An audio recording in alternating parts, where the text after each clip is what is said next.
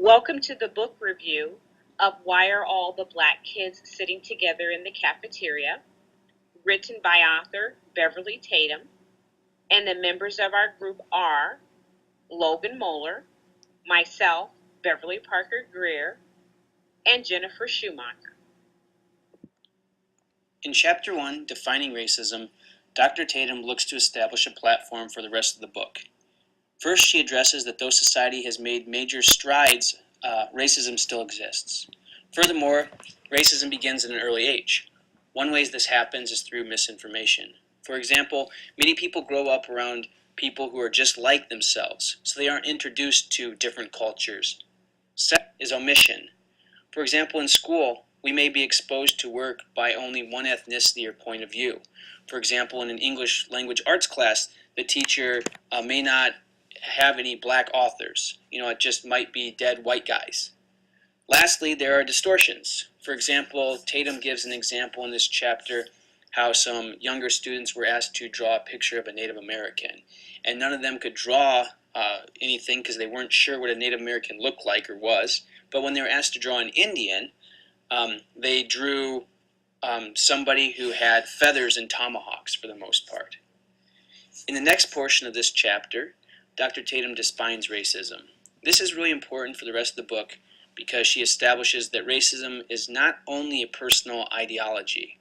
Instead, it is a system that involves cultural messages and institutional policies and procedures. These are from her words. Basically, this is saying that it's not just person to person, but there's an overall system that is affecting everybody.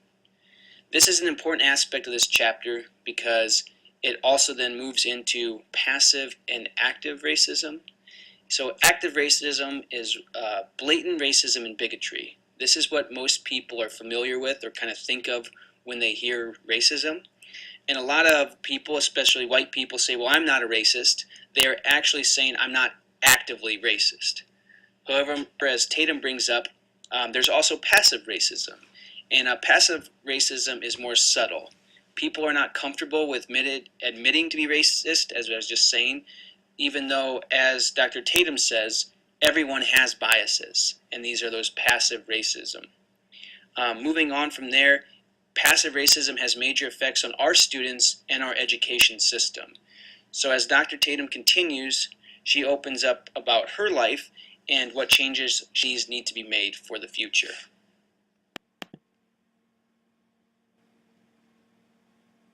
The complexity of identity. I found this chapter to be rather interesting, primarily because it explains very specifically how complex we are as people, regardless of what race, what heritage we own. The development of a person's identity, of a person's personality, encompasses a lot of different things. And one question that we all ask eventually in life is, who am I? And this is also a question that was posed by Dr. Tatum to her students participating in her psychology courses. And from what I've learned in this chapter, this question of who am I encompasses several things. It talks about the individual characteristics that a person possesses, the family dynamics, the influences of our family members and how they play a role in who we become, the historical factors that impact us and influence who I am, such as slavery or for Native Americans, the treatment that they received as far as being placed on Indian reservations, with the Japanese Americans, the internment camps. Those would be historical factors that have come into play. Then also our social and political influences that dictate who we are in society and what role we can play in the decisions that are made for our country. And then lastly, all of these things together cause us to reflect on the past and where we've come from and where we are today, but also to give us an awareness of what's around us at this time.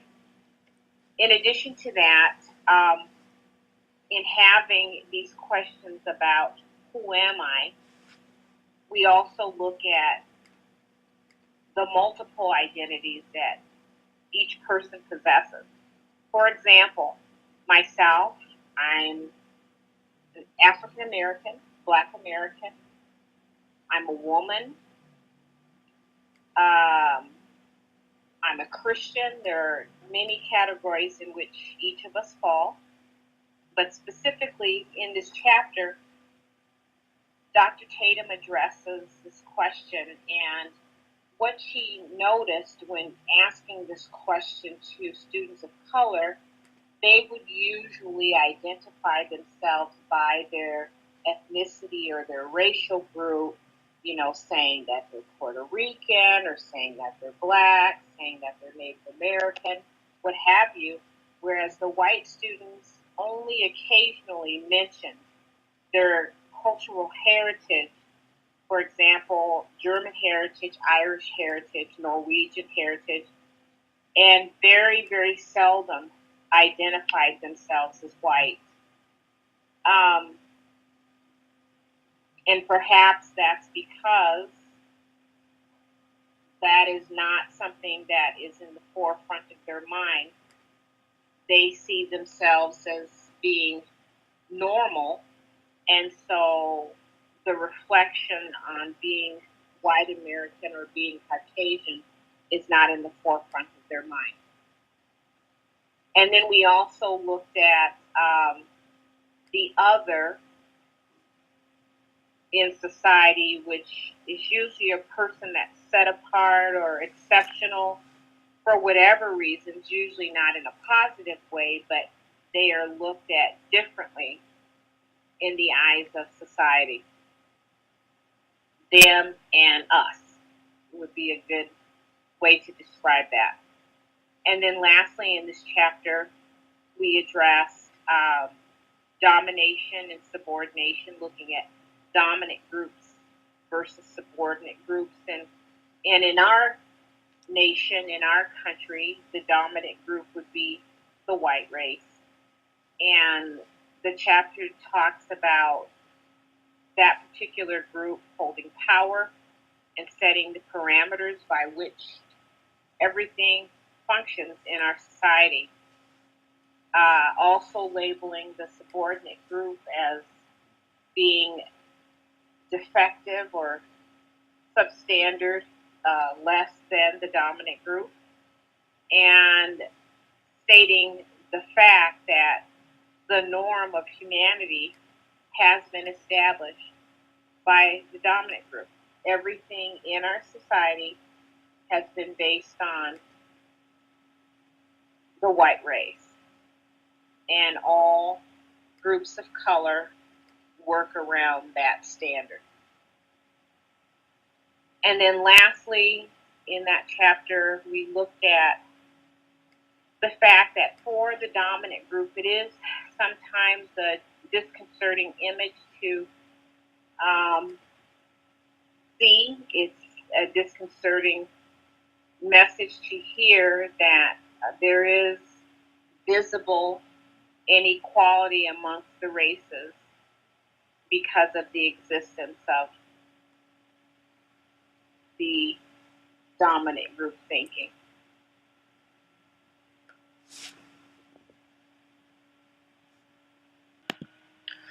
Chapter 3, Dr. Tatum talks about the early years. Very young children, preschool-age children, and elementary school-age children. As we all know, this age group of children love to ask questions, and most of those times those questions do not have a filter. So be prepared to have conversations about race, and don't discourage them from asking these questions.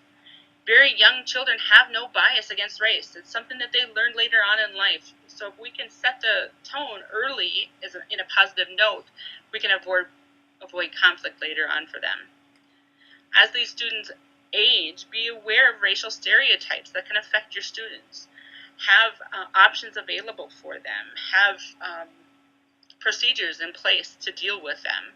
And another big component that Dr. Tatum talks about is literary resources. Make sure that when you're stocking the library in your classroom, or if you have input in the school library, to include multiple ethnicities in the books that you choose. Let the students have a variety of options to choose from.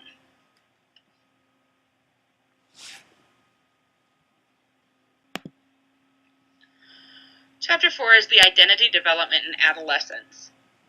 It's during the middle school time frame that you start to see changes in friendships and social behavior.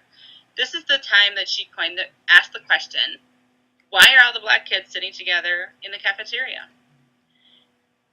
She also states in this chapter the 5 stages of racial identity.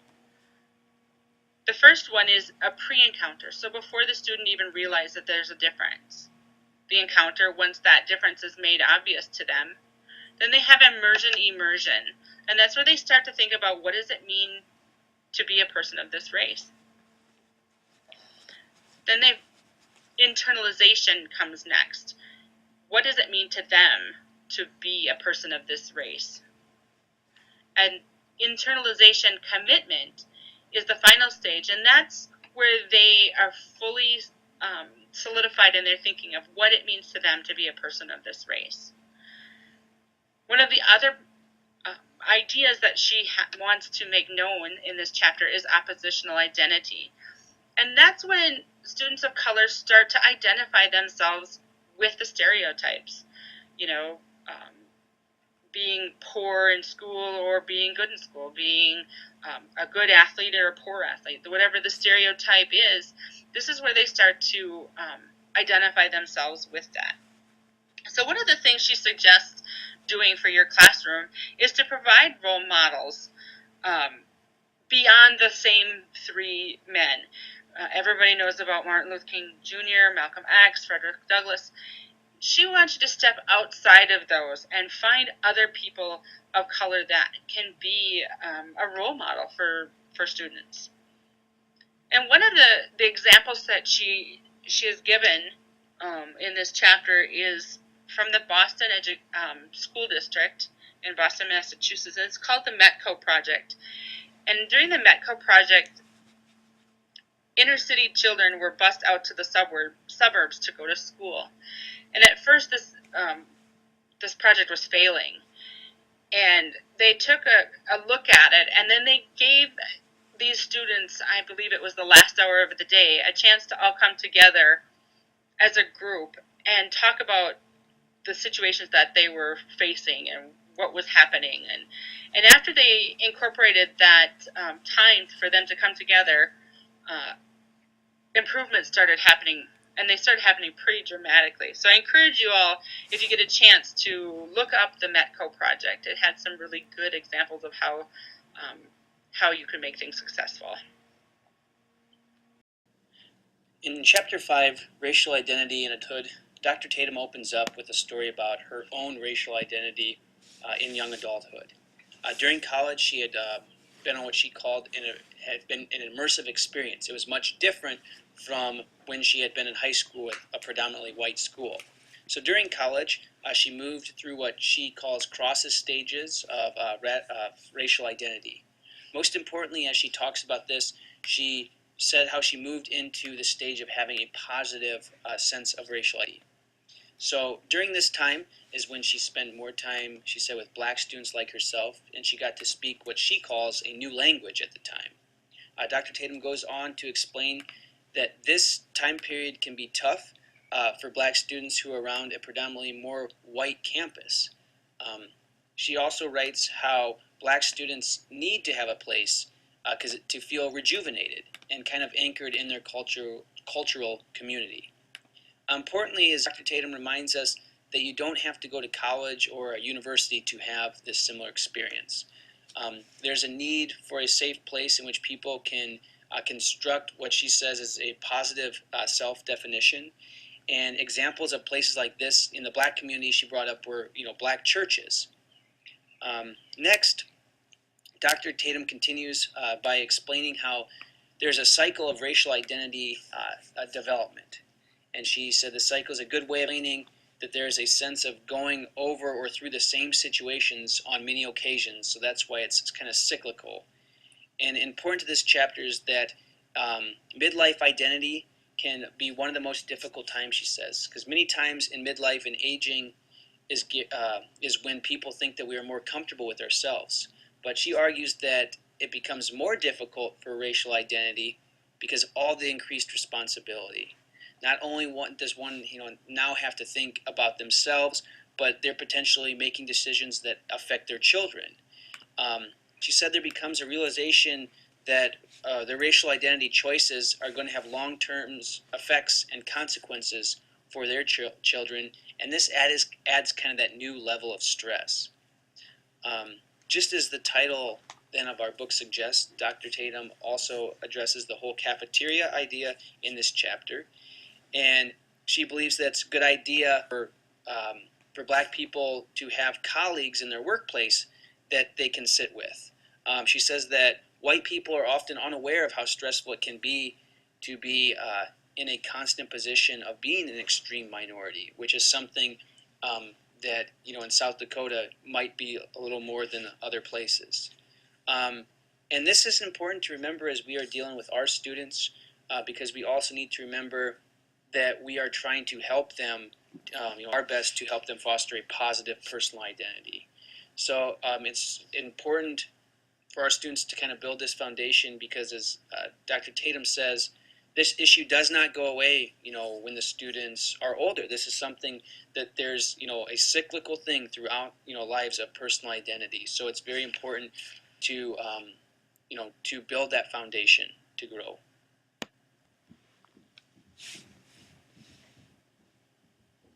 The development of white identity. I specifically asked to be assigned this chapter because I felt that as a person of color, I needed greater insight. I needed a better understanding of how white identity is developed. And I think sometimes when we are on the other side of the fence, whether we're white, whether we're Black, Native American, or what have you, it's hard sometimes to understand the perspective from which the other person comes. And so I wanted to be able to do that. And so I did ask my team if I could address this particular chapter. In this chapter, we learned how the process of racial identity happens, and it specifically addressed that most whites recognize or know, whether it's consciously or subconsciously, know that whiteness represents the social norm in America. Everything that you read, literature that you read, you will see that it's based on the white middle class male. And so all aspects of society revolve around that image, revolve around that idea, and it's just an unspoken rule. But interestingly enough, with that said, lots of whites, according to the information that was provided to us by Dr. Tatum, see the other races as having race. However, the whites don't consider themselves as having a race. I mean, I guess what I'm saying is that they're not consciously aware that just as I call myself Black, a Native American person would call themselves brown, white is a race, Caucasian is a race. But it's a concept or an idea that is salient to whites. Also, in understanding and knowing that societal norms are based on whiteness, there are perceptions of superiority and inferiority. And again, for some of us, that's a very real thing. For example, members that belong to the Ku Klux Klan, they will be the first to say that the white race is above other races and that there should be no mixing of the races. We need to be separate. Not only are their beliefs of superiority and inferiority against people of color as pertains to the KKK, but they are against homosexuals, they are against Jews, various religions. And so they strongly believe that they are created to be superior and anybody else that doesn't fit their mold is less than. And in this process of racial identity, Dr. Tatum specifically addresses that the process begins when the white individual is able to reject that idea of superiority toward other ethnic groups, but at the same time has an awareness of being white, not in a way where they believe they're greater, but in a sense that they have white pride and should be proud to be white, just as I should be proud to be African American. Next in this chapter, we look at the process of developing white identity and the abandonment of racism. And one thing that she did in the chapter, which I thought was very interesting, is she asked her students in her psychology classes to identify who they are. And resoundingly, she noticed that a lot of the white students said, well, I'm just normal. Almost like there was very little awareness that normal for them is not normal for a black person or normal for a Pacific Asian person or for a Native American person, that whites systemically have an advantage. They have what we refer to as white privilege. And because it's just inherent in our society, I think lots of whites aren't consciously thinking about that. But their normal and my normal are two very different things.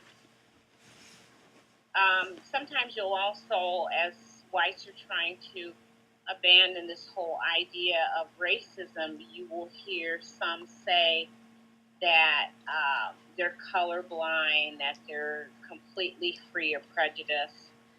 Unless you're actually blind, physically blind and can't see, there are no colorblind people, and there's not a person that's free of prejudice. We all have prejudices, whether it's because of race or whether it's because of body size or what have you. Every person has some kind of a bias or some kind of a prejudice against something. And as I said, we all see color. Even children who know nothing about racism can look at one person and tell that this person is brown and this person is a lighter color and this person is more that is evident to a child. So I strongly believe that as adults we can see that. And then lastly, as it pertains to abandoning racism, a lot of times that process begins as white individuals have firsthand experiences of seeing racism, of being a part of a joke that makes them uncomfortable, or witnessing a situation where a person of color is treated differently or followed around in the store, or racial profiling or what have you, where that white individual visibly sees the difference that's being made in one person versus another. And then also, the chapter looks at positive ways in which white identity can be defined. And one of the things that I think is very important is that whites understand that they shouldn't feel guilty to be white, but they need to be aware that there is racial privilege. It's quite evident. It's not anything that we should be afraid to admit to, but that it does exist. And also, another part of that process of developing the white identity is that whites need to begin to find new ways to feel good about their whiteness beyond always having the sense or carrying the role of being the victimizer toward other groups. And then lastly, probably the best part of the entire process is that in developing this white identity, whites are asked to be allies, to speak out against, our system of oppression and discrimination, and challenge other whites to do the very same thing, to be a voice, to speak out against what's wrong. And then lastly, a lot of us feel like, well, what can I do? I'm just one person. What's my voice going to do in the big scheme of things? Well, we impact many places and many areas of our lives, and that could be in our homes and talking to our families when we hear things that are said that are not right, speaking out against comments, against jokes, against racial slurs. That could be also in our classrooms as teachers, as educators, not allowing students to make racial comments, inappropriate comments. It could be in our church, in our workplace, in the teacher's lounge, in the wherever we are. So we all have plenty of opportunities, not just whites, but we all as individuals have an opportunity to make a change, and should understand that that change begins with me.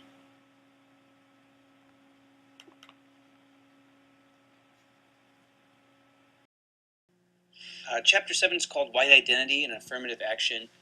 And here, Dr. Tatum begins by establishing what affirmative action really means. So many people have misconceptions about this topic. In fact, a lot of stuff that Dr. Tatum talks about at first is how people say they're for affirmative action as long as it doesn't affect them. So overall, affirmative action was introduced in 1965 by President Lyndon Johnson. And here the important thing is that the exact language says that federal contractors would take action to ensure that applicants are employed and that employees are treated during employment without regard to their race, color, religion, sex, or national origin. So more specifically, though, at the time, the targeted groups were women and then men and women of color, and specifically defined at the time by the government as American Indians, Alaska Natives, Asian or Pacific Islanders, and then blacks and Hispanics. However, it didn't specify what any program should actually look like. It was rather vague. And because of this, there was and there continues to be a lot of misconceptions. Going on then, Dr. Tatum, she categorizes affirmative action into two strands. And first, there is a process-oriented, And so process-oriented kind of means that it's assuming that people who are the ones making our decisions, so I guess if you say a job, it'd be the people up top doing the hiring, it's assuming that they will make a correct decision, no matter who the candidate is. So I guess if you want to use the cliche of being colorblind. This seems like it should be an obvious thing that's done, but an honest assessment kind of shows that this is always the case. Therefore, there is the other strand that's it's goal-oriented affirmative action, and this is when an organization has specific goals of increasing their in kind of making a more diverse population. Therefore, when making decisions, then they will keep that the diverse candidates in mind, to kind of fulfill these goals. This idea of affirmative action is kind of been misconstrued and also has a lot of critics of it. Dr. Tatum, though, cites many examples of studies that show how minorities don't, I guess you could say, get a fair shake when it comes to jobs. Also that blacks are viewed through stereotypes and misinformation that affect them, in a hiring process and also just in general. Dr. Tatum went through some of that more specifically.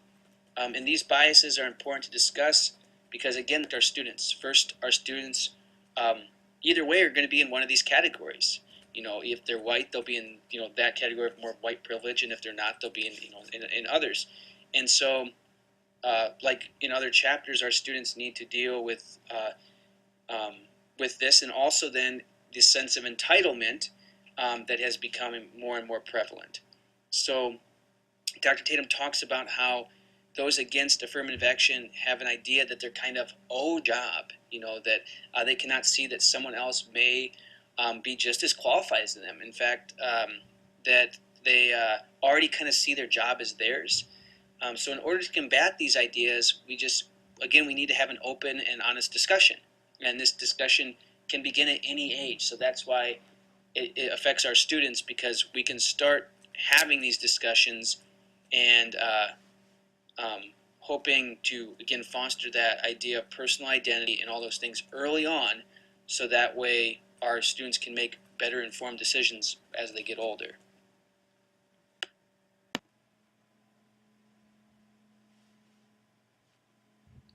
Critical issues in identity development. I really enjoyed this chapter. I think I liked it specifically because it allowed us to take the focus off of the black-white issue and to realize and to embrace that there are other groups, Latino, American Indian, Asian Pacific American in this country that have also been disparaged, marginalized, and endured atrocities within the American culture. And so I welcome an opportunity to learn more about these groups and some of the things that have happened to them over the course of American history. So one of the first questions that comes up in the chapter from Dr. Tatum is, what does it mean to be? And again, she addressed each specific ethnic group. And what she brings out in this part of the chapter is that these groups have, over the course of history, been pretty ignored, somewhat forgotten, and in all honesty, kind of invisible. And I say invisible for the fact that when you think of blacks and you think of their struggles, when you think of civil rights, you're looking at leaders like Martin Luther King Jr., Rosa Parks, some of those forerunners that were right out in front and led the marches and, did all the things that they've done in history to make life better for all people. But when you think specifically of any Asian Americans or even perhaps some Native American leaders, current leaders, or current Hispanics, although there have been lots of movements in the past in which we had Hispanic leaders that we're trying to make life better for Latinos, it oftentimes appears that the people with the loudest voice have been Blacks. And so when we look at these groups, we're able to see that the tide is changing, and that a lot of these groups that have been silent, that have been quiet, are beginning to speak out because they want social justice, just like Blacks have asked for. She mentions in the chapter that the same model that was used for African Americans is the model that applies to all people of color. And as these groups are forming their racial identity, there are 4 specific cultural conflicts that they will perhaps encounter. One being assimilation, in which the individual from a particular group is trying to accept the American culture, but at the same time is denying his own cultural beliefs and values of his native culture. We also look at withdrawal, in which the individual completely rejects the American culture, the dominant culture, and chooses to gravitate even deeper into his native culture. We look at biculturalism, which is kind of a sense where the individual is caught between 2 worlds. They're trying very hard to assimilate into the American culture, but at the same time hold on very strongly, very firmly to their native culture. And then with that sometimes comes marginalization, where the individual is trying very hard to assimilate into the American culture, but at the same time, he or she is still considered an outcast by the dominant group. They are not being fully accepted. So these are things that these particular ethnic groups must go through as they are a part of the fabric of America. Also, in this chapter, we learn that, as I said earlier, that these groups are starting now to find their voice. And there has been, for some time, a stereotype or a myth that Asian Americans have been the model minority. And basically what that means is that they've been quiet, they've kind of been content with the status quo, they haven't fought against the system, there haven't been marches, there haven't been all these things that you've seen happen very much so with Black history. But that these groups have just kind of allowed what has happened to them in American culture to be, and that they have not tried to fight against the system. And with that idea, that concept that Asian Americans are the model minority, there has been some contention and some, if you want to call it, resentment between Blacks and Asians, because it's almost like a slap in the face to Blacks to say, oh, because we speak out, because we aren't just letting it happen to us, they're the model minority, but we're the problem minority. And so as a result of the dominant culture establishing this stereotype or myth, it has caused some racial animosity between these 2 groups. Another way that these groups have found their voice, or if you want to call it not found their voice, is simply by not saying anything, in the sense of denial, more so used as a coping strategy to just get through the muck of the racial slurs and the comments and the jokes, and by not saying anything at all. And then on a more positive note, what we're seeing happen now as the tides begin to change and these other marginalized groups are speaking out is that they are breaking the silence, and they are sharing the impact that the dominant group has had on them, and how the racism and the racial discrimination and the social injustice has stolen a good chunk of their lives. And lastly, we look at racial formation and identity, and from some negative things, some very positive things have developed. And when we look at, for example, the Jim Crow laws and segregation and integration and some of the things that we've had in our history that have been blatant, discriminatory, exclusionary type policies, governmental policies, these things, the oppression has caused many of us to find positivity in our racial identity. It has caused us to rise up and to speak out and to find pride and to find value in who we are. I guess from any negative thing, there should be some kind of positive that can flow from it. And so, as a result of the racism that has been on the rise, I think it has caused many of these marginalized groups to find some pride in who they are.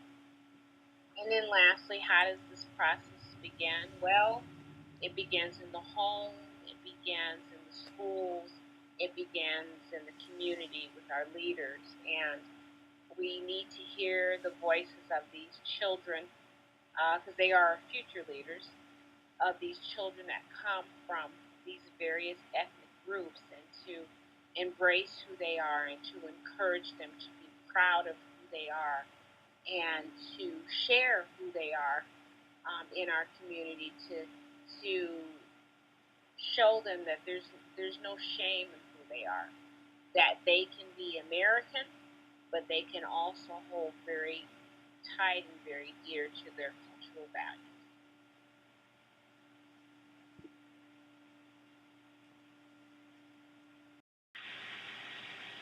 Chapter 9 is the identity in multiracial families.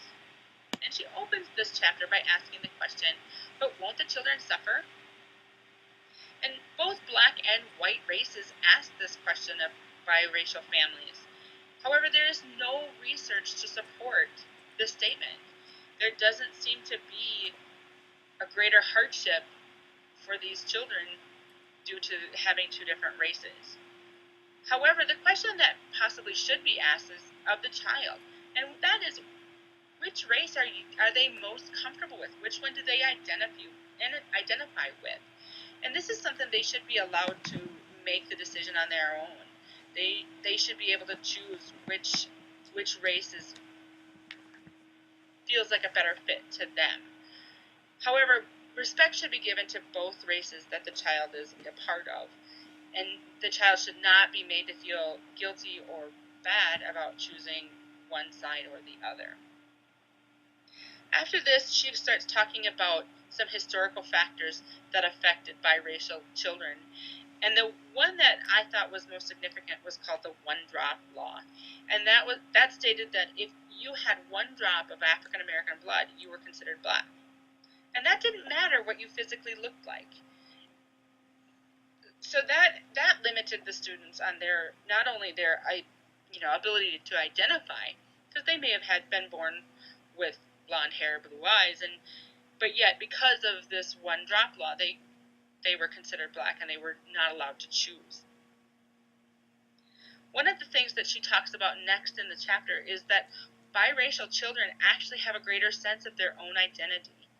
They have taken the time to think about what it means to be them, what it means to be a part of this race or that race, and they've made that decision. So they've got a little bit more greater sense of self than maybe you would see in other children of the same age. And the last thing that she brought up in this chapter was for adoptive families. And she made some really good points about what you should expect if you adopt a child of a race that is not your own.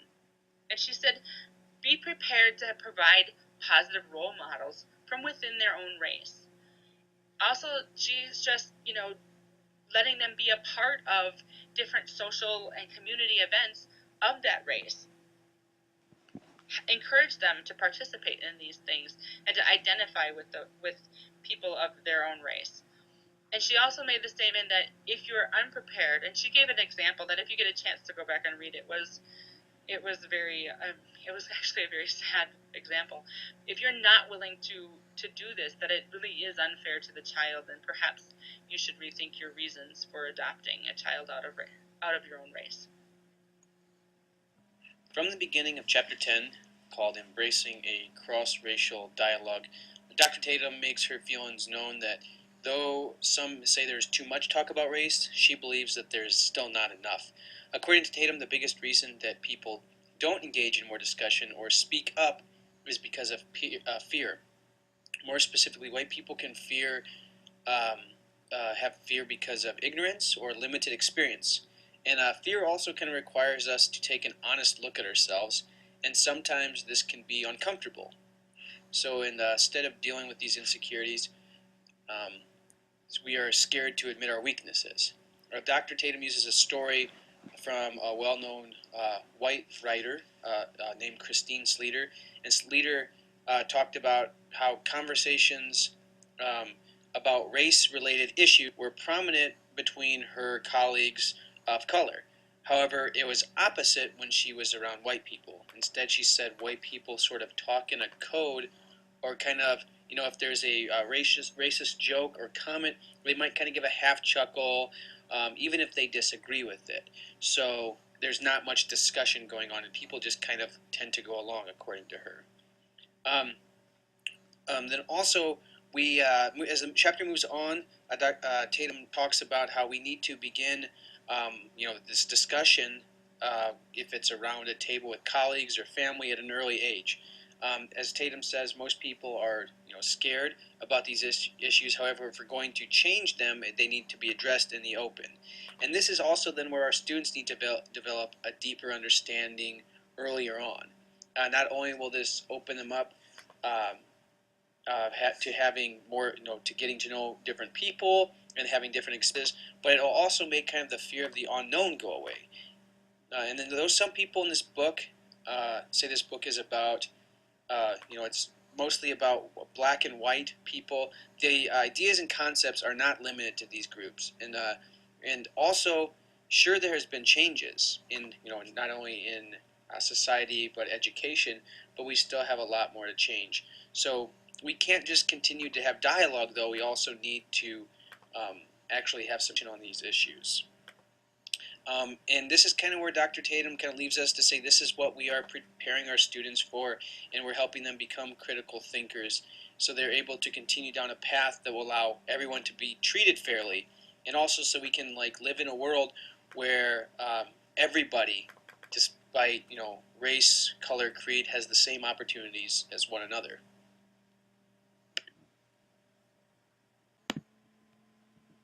So in the last little part of this book, continuing the conversation, Dr. Tatum talks a little bit about the future. And a few things that are important to remember is that racism is still very highly prevalent in our judicial system. There's a disproportionate amount of minorities in the prison system, and also we have mandatory sentencing that still is prominent. It started back in the late 80s, with the crack cocaine issue and all that. Then also looking towards the future, in the year 2050, there's actually projected to be a population equality.